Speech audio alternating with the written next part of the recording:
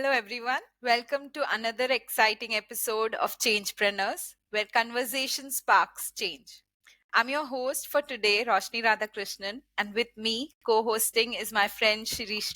So, what do you get when you mix the heart of a coach, the mind of a banker, the voice of a storyteller, and the spirit of a tennis champ?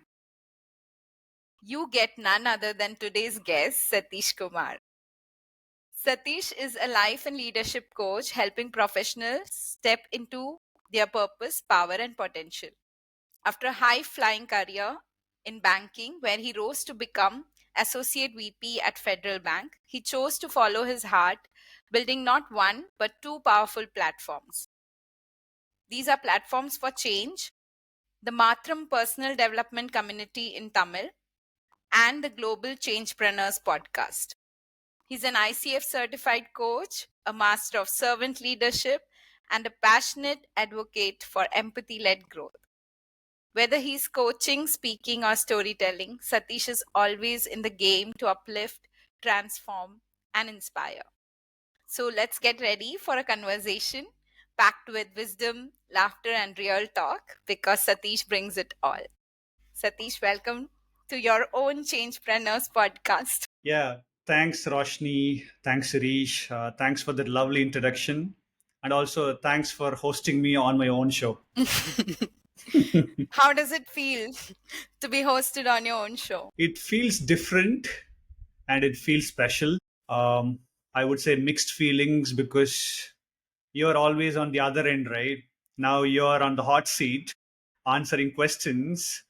It has always been easy asking questions.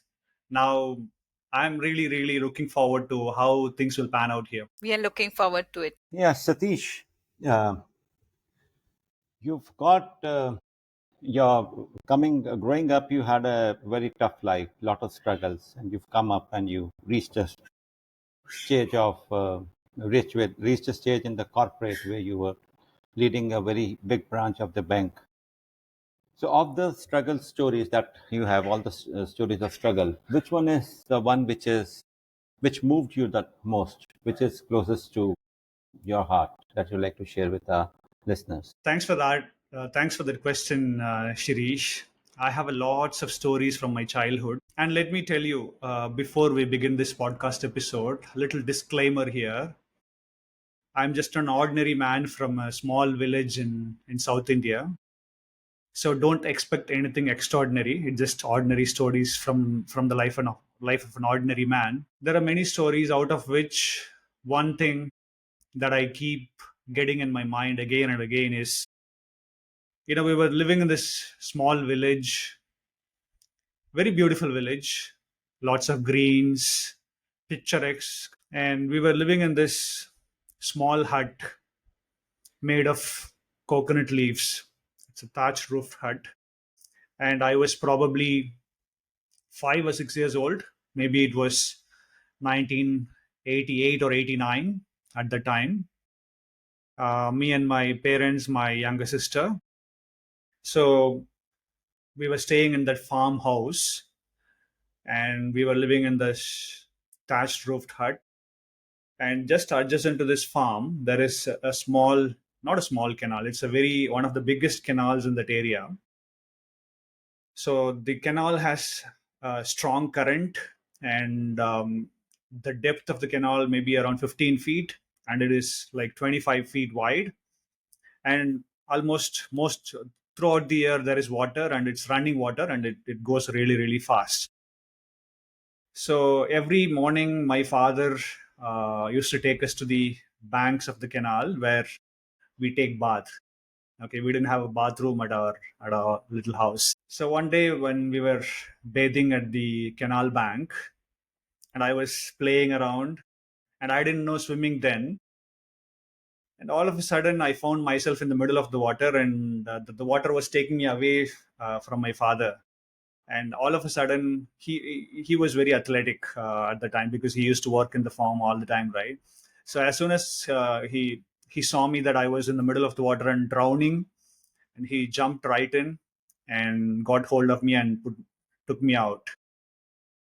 Let us say if he was 2 seconds late, I would have been dead for more than 35 years now. So I survived that moment for a reason.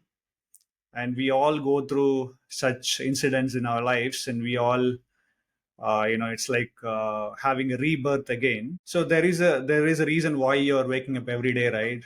There are millions of people who die.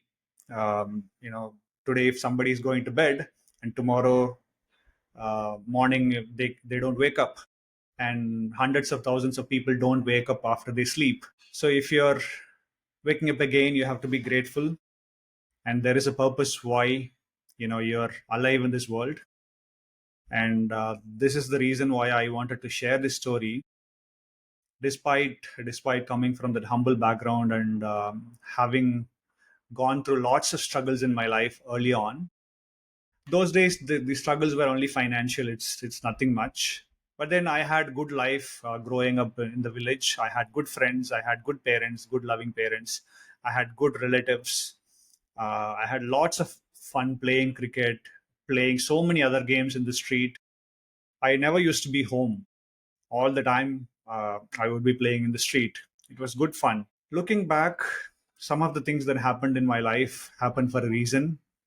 And because of that background that I have, that's how I became a very, very strong human being. Also, I value the relationship of people very, very deeply, because I had such good friends early on in my life. So at the moment, if I look at the last, I am turning 42 this December. Just look at the last 42 years of my life. I have no complaints. I have no regrets. I only have gratitude for what life has given me, my beautiful family, my parents, and the career that I had, and the one that I'm doing right now. For the past couple of years, that the life has gone in a completely different direction. And I am, if you ask me right now, I am almost on top of the world almost every single day. Learning a lot of things, still curious. Every opportunity to meet a different person, I get to learn. And particularly on this platform, right, that we have created together, thanks to you people that came into my life and this platform, I met some interesting people. And every guest that we had on this show, it was almost like reading a book or watching a movie of from the stories of one person. And a couple of interesting episodes that stood out for me is one, Mr. Yajurvendra Mahajan, that we had on our show. The phrases that he said in that particular podcast: who am I, and what I am doing here? These powerful questions I keep reflecting from time to time, and I get a lot of answers. And we have had some incredible guests after, and every story is a big learning. And I believe every person has a story, and it's all phenomenal stories. You just have to dig deep into them and find out the learnings and the meanings. Each person's journey is unique, and we have to respect, and we have to observe. We have to look at them with no judgment about where they come from and what they do and everything. So this pretty much sums up. Hope I answered your question. I'm not really sure. Thank you for sharing such an emotional part of your life. And whatever you said now does come across just by your presence, the energy you bring to the team. And I want to ask you, what part of your roots, like you have seen so much, you have been so close to nature growing up, close to reality growing up. What part of your roots do you still carry as something precious with you now? Wow, that is such an interesting question. So if I just have to look back and understand, those days in villages, right? Um, we had maybe 200 people in the village, maybe 40, 50 houses in that particular village. You would know every person by the name, and you would visit every single house. So that is something very, very powerful in today's society, right? Where we are living in apartments where you don't talk to the neighbors, let alone talking to somebody who is walking on the street. So I still carry that, visiting all the houses and talking to everyone, playing around. So I still have that in me. Suppose if I'm walking in the street in the place where I am living right now, if I find somebody interesting, I go talk to them. And particularly I like talking to elderly people, senior citizen, and they have lots of stories to tell, right? So interestingly, Roshni, after I left my corporate job, that was a couple of years back. We moved to this beautiful town called Kunnur. This is in Nilgiris district of Tamil Nadu. This is in a hilly area. The temperature all around there is very, very pleasant, and people are amazing in the town. Okay, you can go talk to anybody and make friends with. You can just walk into a random cafe, and if somebody's sitting there alone, you can just go talk to them and have a conversation. So that part of me I'm still carrying with me, for which I feel very, very proud, um, because and also that helped me in my career to establish deep relationship with people, right? And that's how I was very, very successful as a banker. And I was good with my team, I was good with my customers, I was good with my top management. So everywhere I have this good boy image, because the fact that I'm able to talk to any strangers. And I'm just looking at if there is one more quality in me that I still carry. Yeah, being humble. You've seen it all. You've I was raised in such a financially challenged household, where um, it was very, very difficult for my parents to just make ends meet, just to have food, 3 square meals in a day. And sometimes when there is a severe drought, you wouldn't even have, there is when there is a bumper crop, then this money lenders, right? They come and take away all the money from the farmers, and you have very, very little money that you're left with, and you cannot survive the whole maybe another 3-4 months before you get a new crop. I went to a government school. I even saved 1 rupee 80 paise walking 10 kilometers on a particular day. So that gave me good financial discipline in me, right? So, and also thanks to the banking career that I had, I have good financial sense of how I should spend my money. And I know the value of money, because I understand how my father struggled to make every rupee, right? So these are all these particular two things. One is talking to any stranger, having the confidence to talk to any stranger, and two, having this sense of money, and how you should not spend money in things that you don't want. I wouldn't call myself a minimalist right now, but I live with whatever basic necessities. I don't look for fancy houses. I don't look for fancy cars. But I'm quite content with whatever that I have and the people in my life. Amazing, Satish. And well, a lot of things to catch from there: strong human relations, valuing human relationships, and all that. One thing that got me thinking: good boy image. So there cannot be all white or all black. So what are the gray part of uh, Satish that we haven't heard that so far? The gray stories. Yeah, interesting. Thanks for that question, Shirish.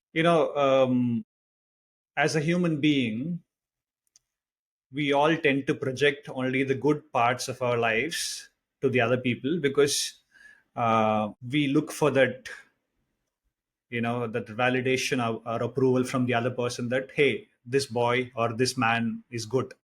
That is the kind of approval that you're seeking all the time from other person, right? So if I have to share one gray part of my life, we all go through some struggles and we all go through some challenges. And most of the times, we try to hide our bad elements in us, right? So we don't show it outside. So I would like to call my entire life in two phases right now.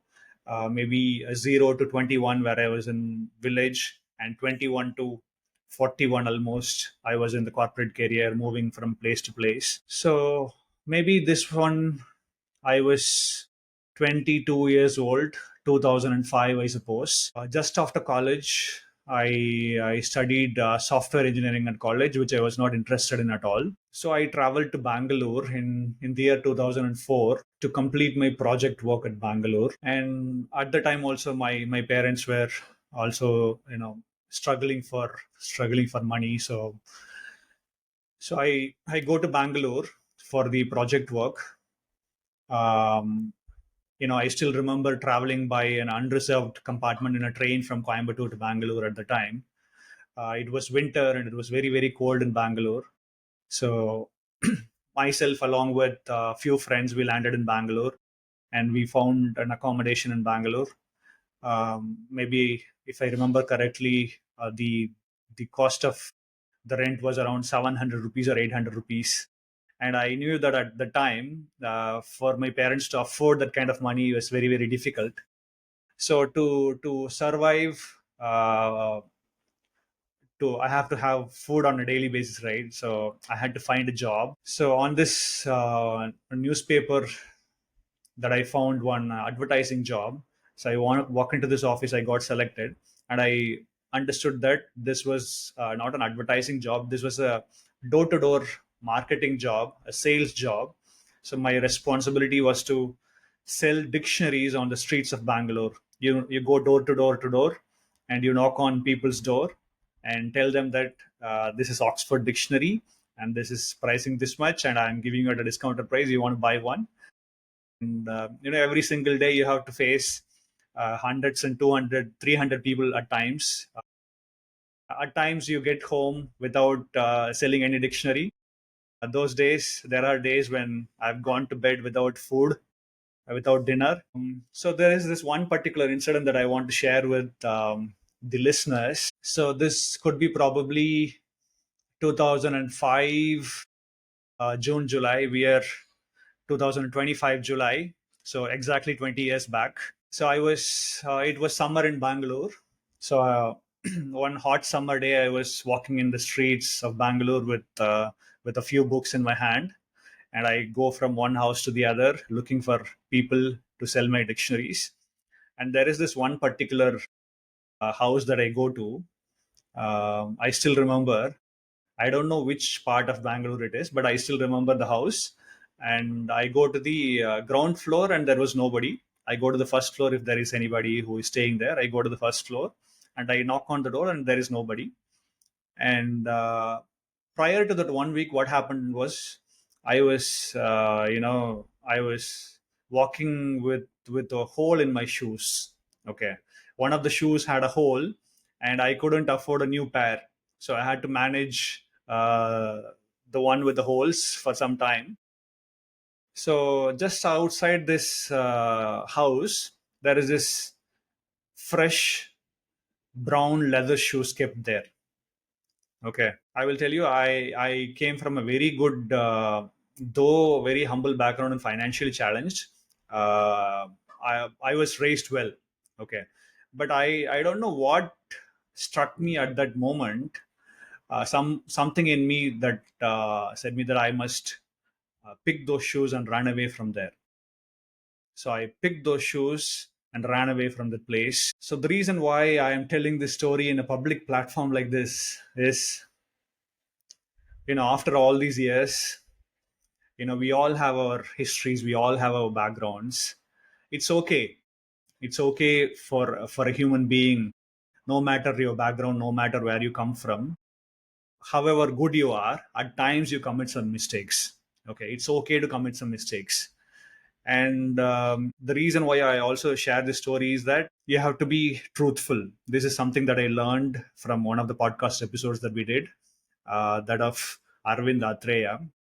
So in that episode, he says you have to be true, you have to be original and authentic.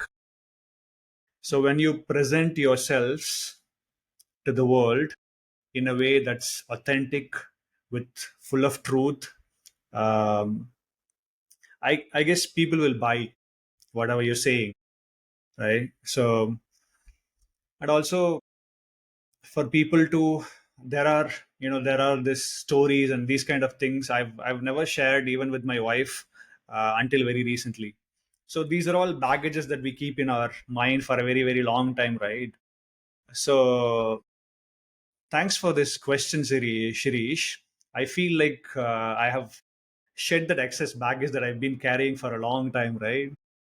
So it's fine. Finally the monkey is off my back. This was carrying on my back for a very, very long time, and I'm able to share this here. Thanks for the Oh, opportunity. sorry, Roshni, I'm cutting in because I have a Yeah. question here for Satish. Yeah. So I'm very curious, Satish. Did you ever find time or inclination to return that shoe back to the owner, or maybe a fresh pair of In shoes? Obviously, not the used one. Shirish, the job, the marketing sales job starts at 9 o'clock in the morning. You get into the office by 9 o'clock, and there is a team meeting for 30 minutes, and they scream, shout, and all those motivation stuff they do at the office. And once you come out of the office, you have to catch a random bus, and you have to go to a random place and get down and start selling your dictionaries, right? So every single day you go to a random place.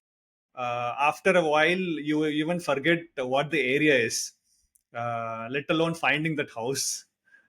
So I didn't have the opportunity to return that to the person. But then later on, maybe almost 10 years later in 2015, I had purchased a fresh pair of Nike, okay, that I kept outside my apartment. And within about 3 days, it was missing.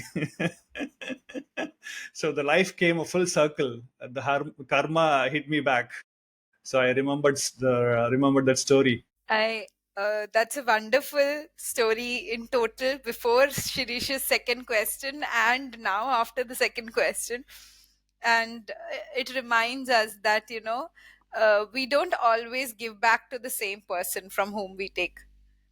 And in your story, that came through more clearly in terms of shoes itself. But also, I think you are that person who is giving back so much today to the society, right? I'm very curious to know, you had a very successful banking career, and financially you mentioned that it was a lot of struggle in your childhood. What was that moment when you felt, I need to get out of this and follow some purpose uh, that is more meaningful to me? That's a beautiful question, Roshni. The answer may be very longish here. I will try to keep it short. See, I was in love with my job. Okay. I like meeting people. I like meeting random people. The banking job gave me the opportunity to meet hundreds and thousands of people on a daily basis.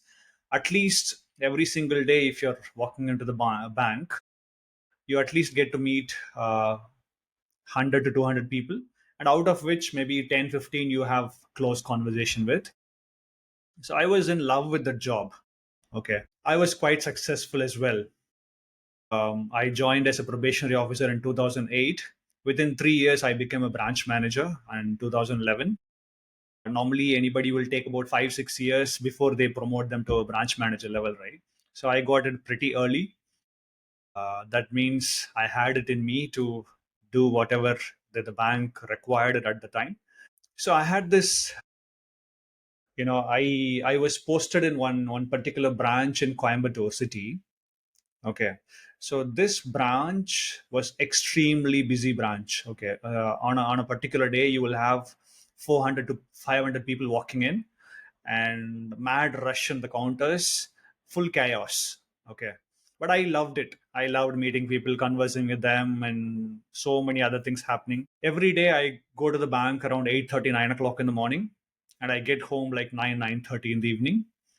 And I saw this pattern. There was nothing different that was happening. This was mostly monotonous, nothing challenging. In between, you had some few challenges and everything. But then somewhere in me, I was looking for something else, and I was also diagnosed for with a rare health condition at the time in 2018, I believe, because of the continuous work and stress related to the work. I was diagnosed with a condition called as ulcerative colitis. So this is a rare gut condition that happens to people, and this is basically inflammation in your gut because of the stress. So the doctors told me that I had to be on lifelong medication. Okay. So I was taking medicine on a daily basis and I was okay. So in between, I had this one person who would come to the bank, this particular branch that I was working in, right? His name is Mr. Vishwanathan. Okay. So this person has completely changed my life. I'll tell you how. At the time when I first met him in 2018, he was about 78 or 79 years old, and today he's 86, 87, and I still keep in touch with him. So this person, when he comes to the bank, there is something different about him. When a customer wants to meet the bank manager, it's always about your staff is not doing the work properly, and my checkbook is missing, my loan is not getting sanctioned, a b c, and so many complaints they come up with. But this person, when he came to meet me, he didn't have any complaints. He was only grateful for the service, and he would smile and talk to all the customers in the bank. And very rarely do you see such people in your life, right? So I thought something was extremely different with this guy, and I wanted to learn from him. So whenever he came to the bank, I got curious and I asked questions, and I visited his home and spent time with him to understand how he learned all these things that he was practicing. And he taught me a very simple meditation practice, okay, which I have the opportunity to teach to my community members right now. So he termed it as just be. Okay. You just have to sit idle for 15 minutes a day, preferably in the morning, and just close your eyes. And after 15 minutes, you have to journal for a few minutes. That's it. Nothing, no magic, nothing.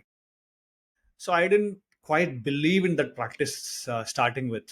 Okay, 15 minutes is a waste of time. Morning, I used to get up very early for a very, very long time now. I started playing tennis at 2014. Ever since, I wake up around 5:30 in the morning. So if I have to spend 15 minutes for this practice, that means I'm getting late to tennis. That means you won't get the opportunity to play in the first lot. You have to wait for the next turn. So to cut the long story short, Roshni, so I kept practicing with this. I had this health condition, and I had to follow this just be practice, and I practiced it for a couple of years.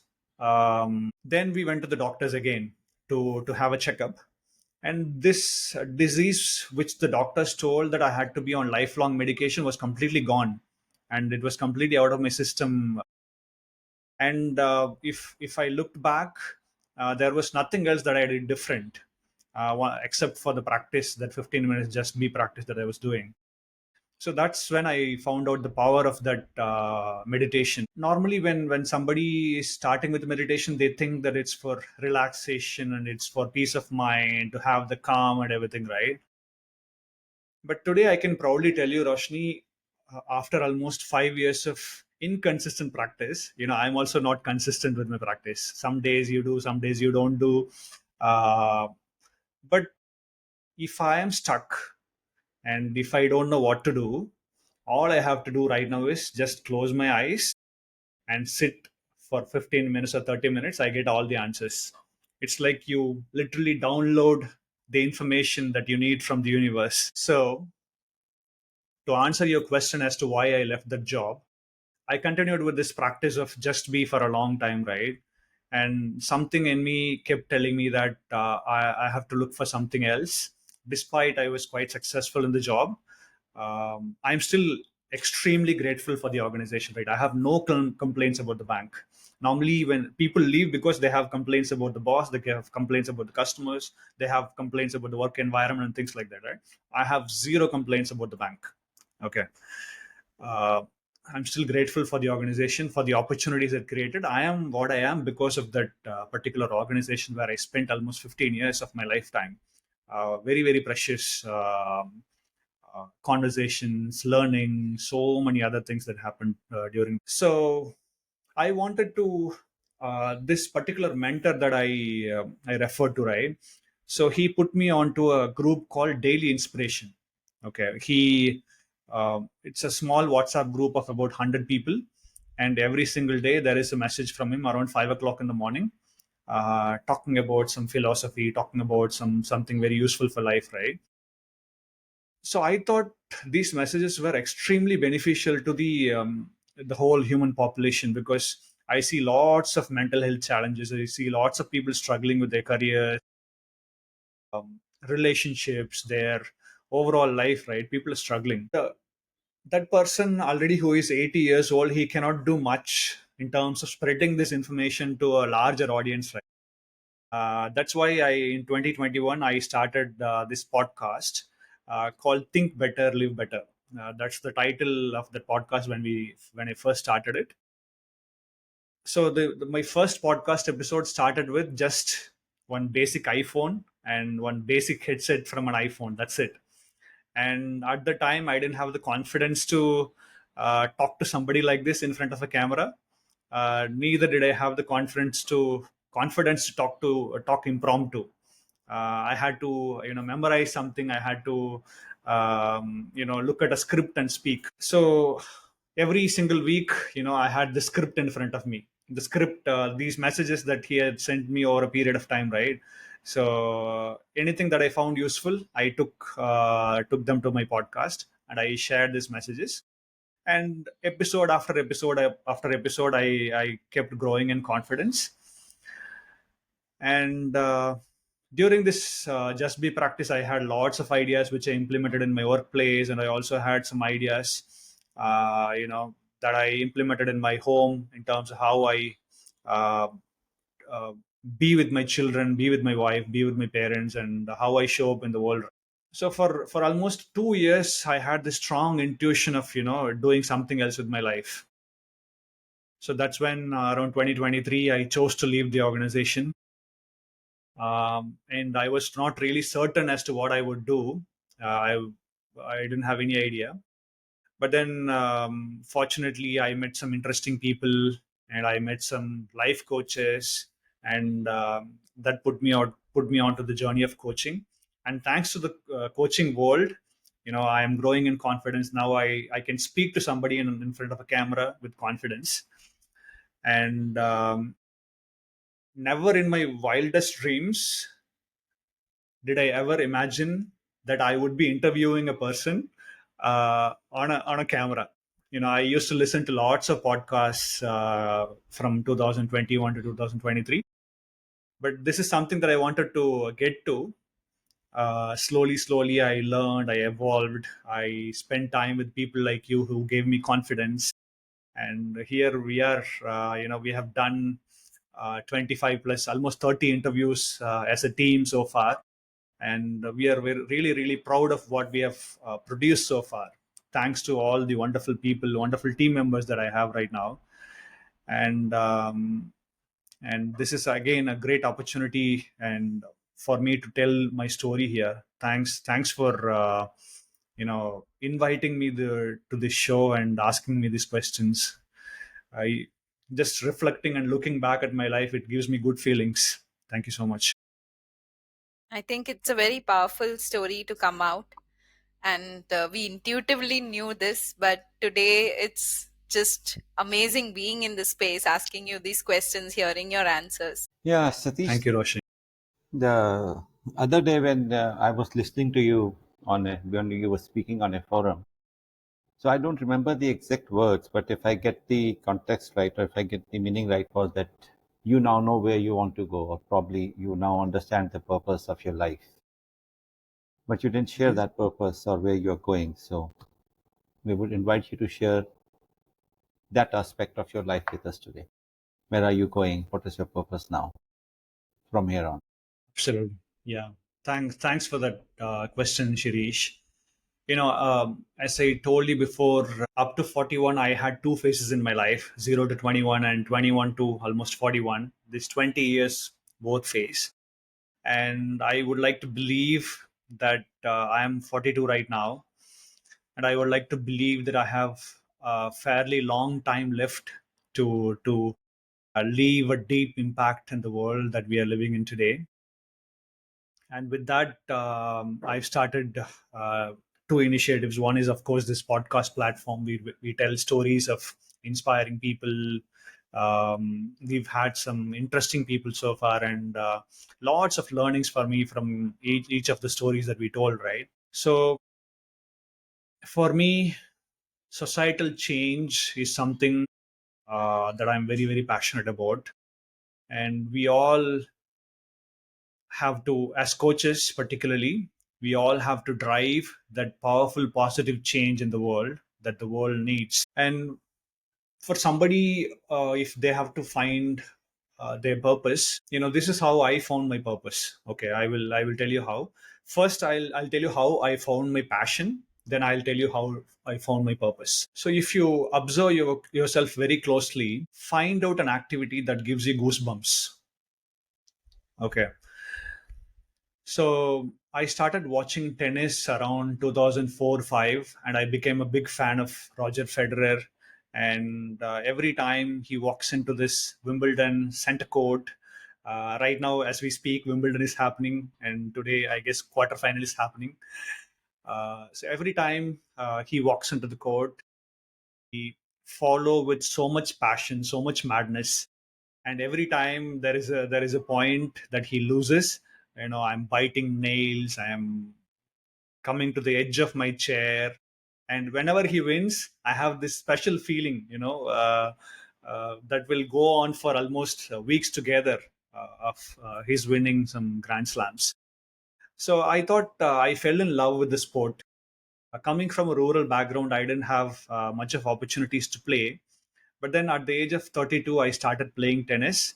And because I was madly passionate about the game, and I showed up every single day before anyone else would show up there. Suppose 6 o'clock we start the match, I am there at 5:50 waiting for people to show up. Every single day, day in and day out, I showed up because that's the interest that I had in the game. So if similarly, the other things that happened to me is, after I met this interesting person in my life, right, Mr. Vishwanathan, up to that point, up to 2018-19, my definition of success was only the material success. Having a big house, having a higher uh, corporate job, and having a big car, having a lots of money. That was the definition of success. But then after I got into the spiritual practice of the just be, I started looking at life a little differently, and I started serving people because I was one of my role models was Roger Federer, and my other role model was him, Mr. Vishwanathan. And I saw him, I observed him very, very closely, and he would, at the age of 83, 84, he also has a house at Bangalore. In midnight in winters, he goes to the streets and giving blankets to random people in the streets.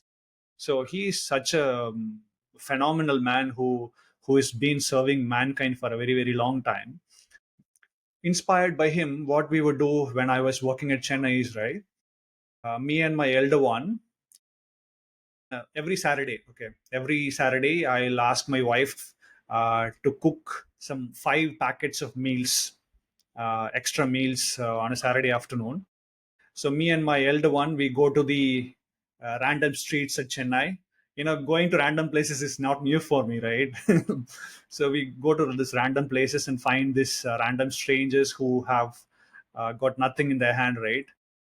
So whenever we gave them this food packet, I just spent some time to look at their eyes. The eyes filling with gratitude and the joy and the happiness the time they receive the packet from you, right? So that is irreplaceable for me. So that is also when I understood that is something that gives me goosebumps, and that is something that gives me happiness and joy in my life. So serving other people, whether it's food, whether it's knowledge, or whether it's anything else, helping other people gives me joy. And suppose I'm coaching one person, and he's able to come out of challenges, that gives me immense amount of joy, right? And um, and now the purpose is to, one, the larger purpose is to impact the lives of thousands of people through our podcast. That is one. And also I'm trying to build a community in Tamil language for people, where we are conducting master classes, and we are conducting meditation classes, and we are conducting so many challenges for them to come out of the struggles, right? Because when I was struggling, I got help from Mr. Vishwanathan. So I want to be this Vishwanathan to so many other people, uh, you know, so many other people who need my help. And this is how I'm living my purpose right now, Shirish. It's a wonderful initiative you've started with Matram.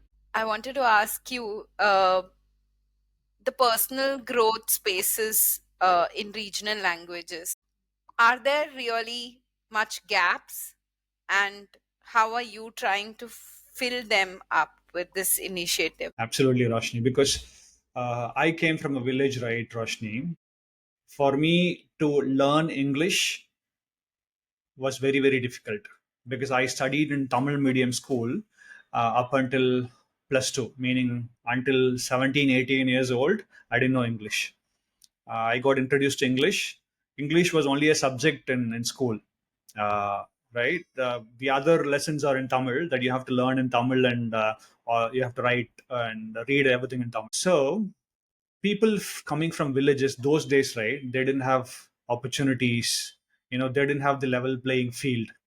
I go into my college the first day, and people were speaking in English. I didn't understand anything, and I had to really, really work very, very hard to first learn the language and learn everything, and also to come to the level playing field of other children who grew up in cities, right? So presently, if I'm looking at this program, is mainly focused towards people in rural area, because people in city and next level cities, they can speak English, and they can learn so many self-help books that are available, and they can listen to podcasts and everything. But these people who are living in villages, unless you reach out to them in regional language, how would they learn? So I want to anyways, I'm learning some world class concepts through the books that I'm able to read right now, and also the podcast that I'm listening. So I want these particular information and wisdom and knowledge to go over to this rural folks, so that they also come up in their life, right? Because I know the struggle myself. How much was a struggle it was to come up, and that is one of the reasons why I started this. Where do you see it growing towards in another 4 to 5 years? See, presently we are close to 200 members in the community. So we have touched 200 lives, and people are seeing the transformation and change slowly, slowly.